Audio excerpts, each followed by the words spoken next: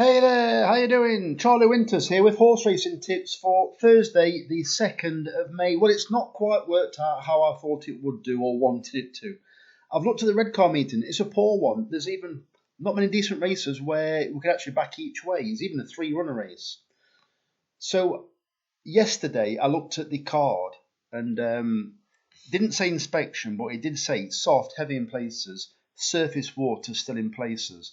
Well, they've now removed that surface water still in places. Well, as you're well aware, I normally go for low numbers because the stalls on the straight course are normally in the middle.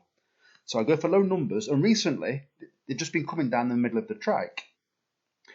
So when I said there was standing water, standing water was in the back straight.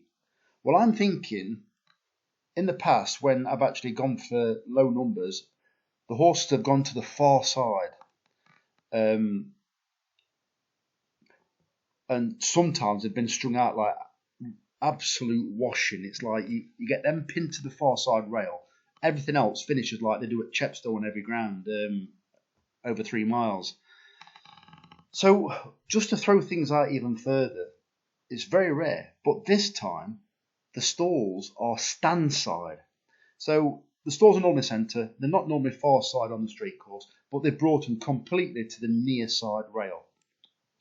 So if I'm saying that I believe, and I can't see it anywhere, so if anybody wants to put it up or mention it in the comments, I believe because they normally go far side, which is low numbers, it's because it drains from the far side to the near side. But the stalls are on the near side, this side, as in like the stand side rail. So I'm thinking that if you go high numbers, you can be in possibly the worst of the ground if that's how the camber is. Because I'm convinced, because they normally go far side, that's the highest point. And obviously, with there being standing water, obviously I don't want to tell you how to suck eggs, but it's like, obviously, the standing water is going to roll to the lowest point. So it's either, worst case for my selection, that it will be in the middle, but don't get me wrong, it's gone now, but does that mean the heavy places are middle to near side? So what I've done, I've stuck to what I believe. So this bet isn't going to like particularly enthrall everybody or even anybody. I shall tell you the two main fancies I've had on form, but I like the look of all four of them. So what I've had is I've spent I think I've spent £9 actually. So what I've had is I've picked 2 horses in one race and 2 horses in another. I've had 50p each way singles on these horses. I've had 50p each way doubles, but I've also had 25p reverse forecasts. I don't think you can combine them all, but that's not what I've done. I've had a reverse forecast, the 2 horses in one race together, and then the 2 horses in the other race together, or on their own, if you know what I mean. Anyway, so the first race is the 142 at Redcar, paying 4 places instead of 3.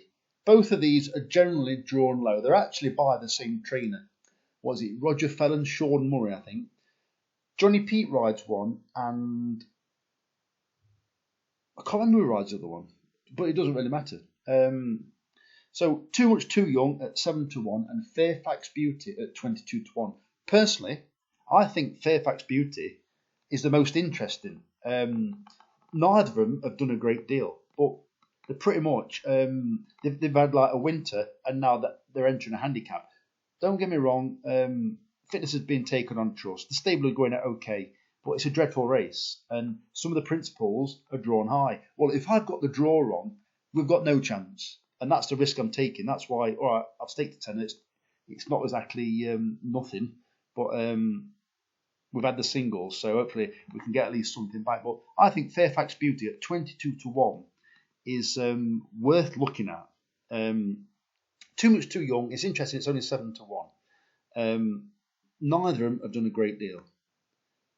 So the next race is probably the most interesting 2 selections. So in the 317, I've picked Sir Benedict at 6-1 and Mrs. Trump at 22-1. Right, Sir Benedict, I think it's drawn something like 4, 5 or 6. So if the middle is okay, it could go down the middle. Or it could. This horse runs quite freely and it's got a lot of pace. So I think if it is fancying low numbers and they might shoot to the far side, this one might tack straight over to the far side. Don't get me wrong, I ain't got a clue what the jockeys are going to do, but Sir Benedict has got a cracking chance on form anyway. And even if he goes straight down the middle, it's probably still got a chance because, as I'm thinking, the heavier ground is the high numbers, which is the near side, rather than the middle or far side. And the other selection is Mrs. Trump, but this is also a very interesting selection. The Racing Post kind of writes it off, but it's only ran twice on the all-weather. Well, let's say it was unfit, and let's say it's not particularly keen on the all-weather, right? You can write that off.